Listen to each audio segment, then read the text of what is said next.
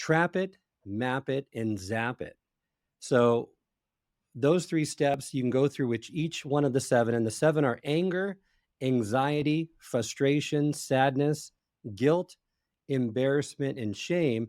And perhaps we can use that technique on the one that you struggle with, which is one of the ones I struggle with as well, with anger, because anger, when you feel that emotion, it's the first step is to feel it physically so you know what that emotion is, right? And then you can associate it with the right thought pattern. Exactly. So the trap it part of trap it, map it, zap it is recognizing what emotion you're experiencing.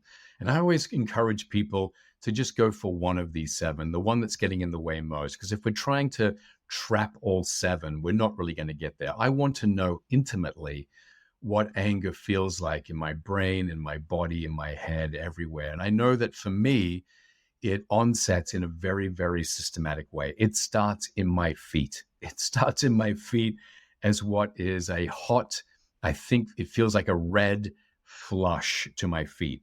And as soon as it begins to get there, because obviously early detection is important, once we're overwhelmed by the emotion and hijacked by it, then we're not in a good place to do this kind of deliberative exercise. But as soon as it comes on to me, I say, uh-oh, I'm getting angry right now. That means I must be having a thought that my rights have been violated.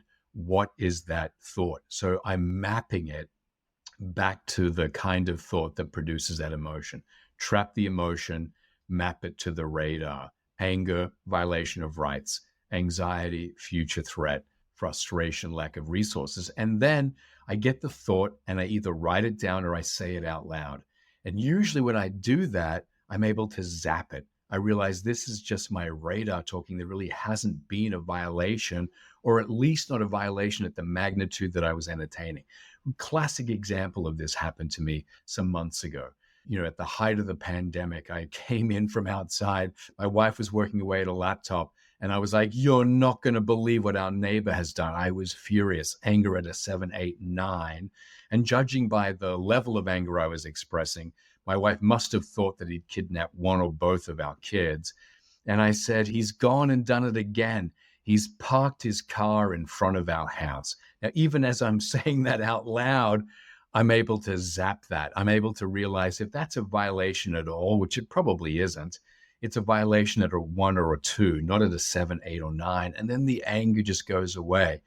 So yeah, definitely trap the anger, map it to the violation of thought. And then once you get that thought out, 9 times out of 10, you're going to be able to zap it, realize that it's radar driven and not a reflection of reality.